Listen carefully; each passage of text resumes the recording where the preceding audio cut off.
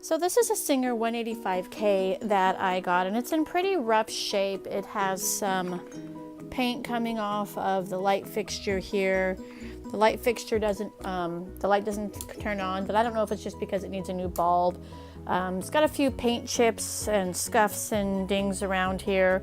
Needed a new belt, so I've put on a new belt, but I think the belt's a bit big, so I'm gonna have to order another one.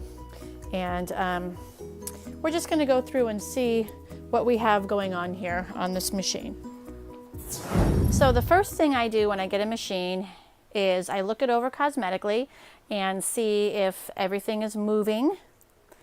Check out all the little pieces, give it a good look over and see what's going on before I plug it in. I always check the wires to see that the wires are all in good condition. I'm never going to plug in a machine that has wires that I'm not sure about or comfortable with or have any questions about. Could be very unsafe. And when I'm using a vintage machine, 100% of the time, I always plug it into a surge protector. And when I'm done sewing for the day or working on it for the day, I unplug the machine. I never leave it plugged in. So let's see what's going on here.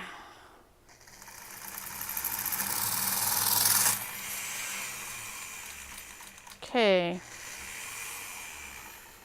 So clutch plate was not tightened on, it came undone. There we go.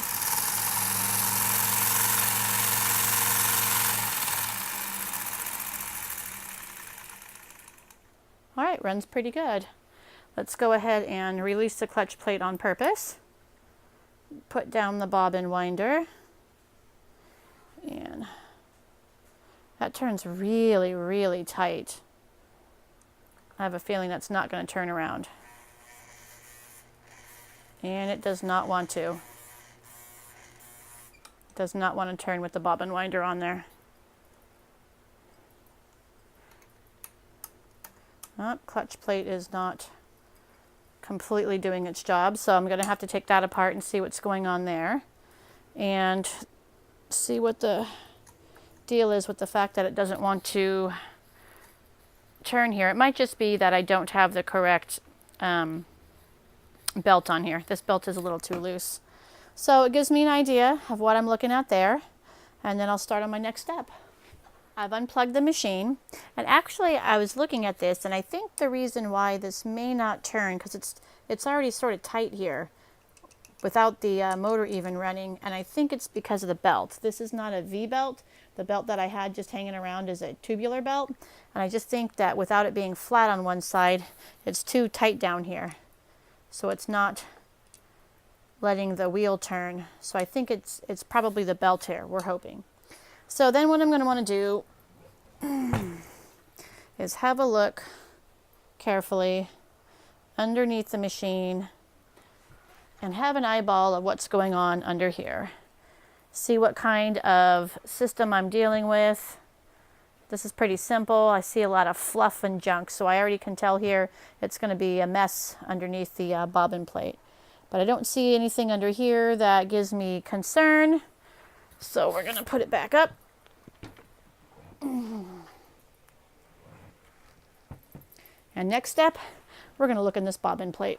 So the next thing I'm going to do is I'm going to start working around in this bobbin area, and I've already taken out the screws and removed this from the bracket to make it easy. Take off the foot here as well and the slide bracket here, and I always inspect these for any warpage or anything that might make it inoperable or something I don't want to use. And I always look to see if it's got a part number, which this does, Singer, and then a part number, so that I know it's original part. It's also fairly heavy. You can buy new parts for this. They're not made by Singer, but they're made by, you know, whoever, generic parts that fit these machines, but they're pretty lightweight, so the heavier ones are always original. And here is a faceplate. Again, I'm going to inspect it. Looks pretty good. You're looking for any burrs or sharp spots where the needle may have been hitting here from misalignment, but this looks pretty good. Again, there's a part number on here, so I'll clean those up before I put them on. And then what we're looking at here is the bobbin area, the bobbin assembly area. So I'm going to push this little button right here, and it should pop the bobbin out, class 66 bobbin. And then we're looking at the bobbin assembly area, and I'm going to zoom you in a little bit here. Now this machine is essentially just a Singer 99. They're pretty much the same inside and out. So you're going to see the same thing on that type of machine. Here we have the feed dogs, the bobbin case. This is the little bobbin case release lever. This right here releases the bobbin. And then we have this piece here, this little red piece of fluff. If you ever see this in an old machine, you don't want to pull it out. This is actually an oil wick. And what it does is when you keep it lubricated, every time the race here moves back and forth, it gets oiled so that it's not creating extra friction and wear and tear on these machine parts. So you're going to want to lift this little finger here. The finger here is going to move this over. Make sure you can see the finger. This finger right here. So you're going to lift it up. See if I can do this where you can see. Lift the finger up and move it over. And then you should be able to get the bobbin case out with just a little bit of finagling. It always takes a minute. There it goes. And here's your bobbin case. Again, really dirty, but we'll clean that all up. Just old oil and grease and junk on there. That's collected dirt.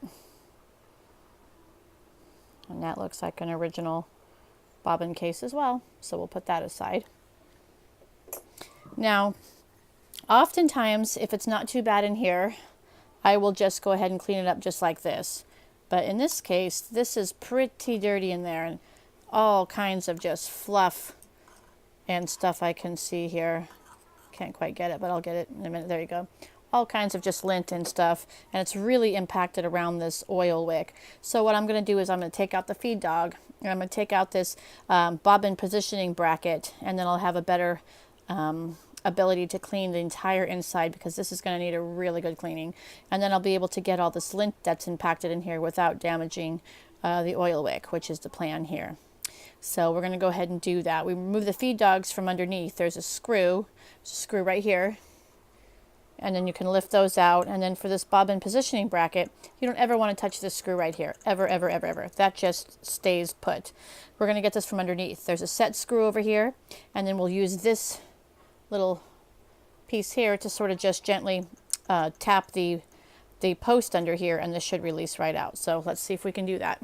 Okay, so I've got the feed dog out. That's pretty easy there. We'll get that all cleaned up. And the next thing I'm looking for is to remove the bobbin positioning bracket. Now there's a little set screw right here. So once we loosen that set screw up enough, we'll be able to work on the post that's back here, right behind here. See if I can get to reach it right behind here. And then we'll be able to release that positioning bracket. So that's what we're going to do next. Alrighty, I've got my little handy dandy thing here in the post. Got my little hammer. You're not going to tap hard, just nice and gentle. And there it goes. I prefer to use a rubber mallet for that, but didn't have one handy at the moment. Put this machine back. And there is that nasty positioning bracket. So we're going to get that all cleaned up. And then here you can see all that stuff that's just come out from behind the positioning bracket. All of this fluff and lint and junk. Let me see if I can grab it. See, this was all impacted behind and under that positioning bracket. So if I had not removed that, I never would have gotten this piece out. Might not even have seen it. So sometimes in a machine that looks this dirty, that's why I like to take those out. So let's start getting the cleaning going. So firstly, I'm just going to take a plain Q-tip, nothing on it, and I'm going to kind of work around and see what loose lint I can get from up under here. And you want to make sure that you're using a Q-tip that's pretty tightly wound around here, because some of the cheaper ones can just fall apart, and then you're not really getting anywhere because you're just creating more fluff to have to clean out. So you might want to just experiment with a little bit of different brands of Q-tips until you find something that actually works well for you. Get down in there. We're just going to work around and pull up everything we can from every little nook and cranny that we can possibly get this around. And you're going to use a lot of Q-tip. I've removed all the loose lint, and now I'm going to start with the cleaning process. And my favorite thing to use is Cred Cutter. And I'm using this bottle with the little flip lid because a great thing is when I want to use this full strength, I can just dip my Q-tip right down in there and moisten it, and then I can just go to work on these areas. And I prefer the Q-tip for things like this because I can really concentrate where I'm putting that fluid, especially since I'm using it straight for this right here. There are some things where I will dilute it 50-50, but for something like this in this area, I'm going to want to use it full strength. And you're just going to rub round and round and round and really get in there. And you'll see it just starting to really come up. Look at all that. Reposition my light to kind of give you a better view here. I mean, it's just goes from filthy to clean pretty quickly. And then I'll turn it over to the dry side and just start wiping that Cred Cutter up. And you can already see a difference between the side I've worked on and the side I haven't.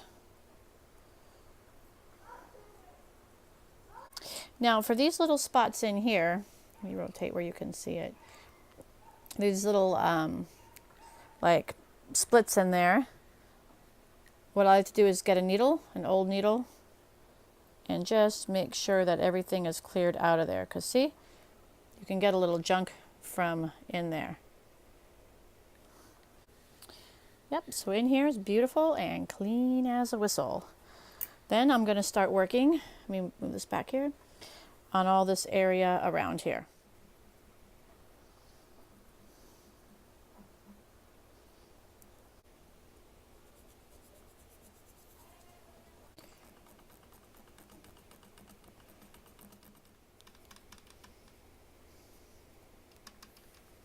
Okay, so I don't know how much you can tell from the camera, but this is a huge difference from what we first looked at. And I'll zoom out a little bit. All of this area has been cleaned and scrubbed, back down in here, the feed dog area. So these are all the pieces we removed. I'm going to start with this bobbin positioning bracket, and we're going to just be removing all of this garbage here. Kind of gently.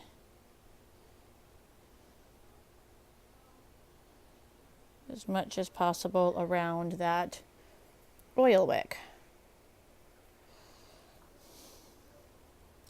And this is actually just stuffed into a spring here. And this spring, let me see if I can focus here for you. There's a spring right here. And this spring goes all the way back to here, but it doesn't oil anything from this side because this is solid. It just butts up against there. And the spring is just a device made to hold this, this oil wick. And now we'll work with our Q-tips. If you get these little areas where they're impacted, just get in there with your needle and remove it.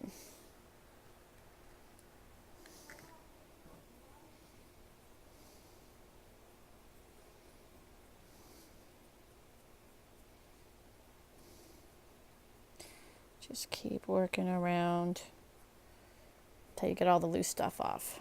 You can kind of see on this oil wick right here, where's my pointer? Right here is where that race rides through, and it gets oiled every time it goes around. It's kind of a smart idea. So now we're going to get our handy dandy Q-tips, dip it in the Cred Cutter, and start working on this area. And I always try to avoid getting any of this fluid on the oil wick. Make sure to hold it in a direction where it's not going to drip into the oil wick.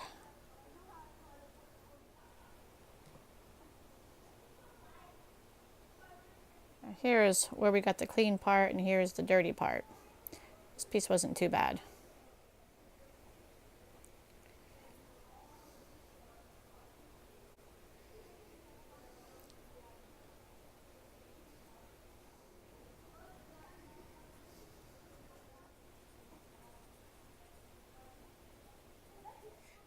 Now I'm inside this feed dog, and this area in here can be kind of tough. You want to make sure you get your needle in there and get any fluff out, because there's a lot of impacted fluff between these two feed dogs. And then I just shoved a piece of the saturated Q-tip in there, and I use my needle to rub back and forth and try to clean that area. See? Now look at this feed dog. It's not even the same color it was when we got it out. Look at that. You almost would have wondered if it was a black side piece by how it came out. And now it's clean and shiny. That's how we do it, folks. Let's move on to the next piece. Faceplate, same deal. Just get in there with your Q-tip and start going at it. Look at that. Came out really good. When you think to yourself it's not that dirty, well, it was dirty. So that's going to look really nice when it goes back on, and then I'll polish that up at the end. And that is how dirty the underplate was. Last but not least, we're going to work on the bobbin case, and then we'll go ahead and assemble all of the parts. Look at how filthy that is. Now again, I'm going to remind you here, you get into some areas you can't get in really well with a Q-tip. Just get in there with your pin and work the Q-tip around, or your needle, and then work that Q-tip right on into those hard spots with your needle. Look at that. Beautiful. So now we should be ready to start reassembling the bobbin area. This is my tri-flow, and this is what I use to oil my machines. And what I'm going to do is I'm going to put in my bobbin positioning bracket here. And what I'm going to do is on this post here, I'm going to put just a drop. And by a drop, I mean a drop. So be very careful. Just a drop. And then I'm going to kind of make sure it's all the way around. And I'm going to take a Q-tip and just sort of wipe it off. Just a wee smidge of lubricant on there. And then it's going to go right into this hole here. So let's drop that in.